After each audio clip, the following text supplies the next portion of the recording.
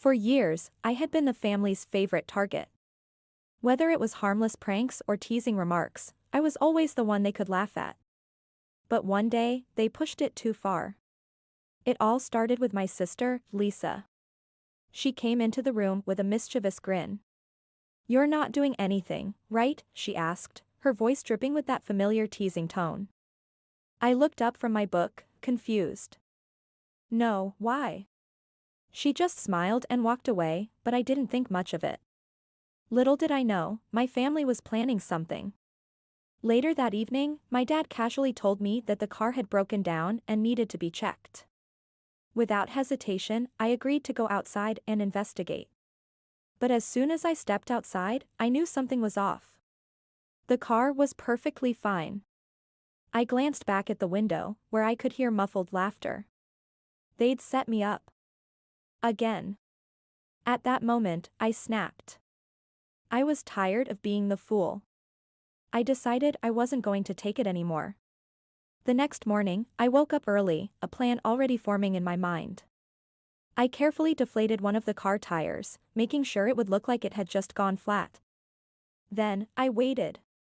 When my family came outside later, I pretended to examine the car with exaggerated concern. "Looks like the tire's flat," I said, playing the role of the concerned son. My dad raised an eyebrow, confused. "Are you sure?" he asked, his tone laced with suspicion. I feigned helplessness. "I don't know, it was fine last night." Lisa, who was standing nearby, couldn't contain her laughter. "You're kidding, right?" I smiled inwardly. The joke was on them now. I didn't scramble to fix it. Instead, I stood there calmly, watching them panic. Eventually, my parents realized they'd been outsmarted. They had no idea how to react. The tables had turned, and for once, I wasn't the punchline. Later that night, they came to me, clearly remorseful. My dad scratched the back of his head. "You got us good. We didn't mean for it to go that far." "We were just having some fun," my mom added, guilt written all over her face. Lisa, too, looked embarrassed. "I didn't think you'd actually do something like that." I shrugged, a smirk forming on my face. "Maybe you should think twice before pranking me again."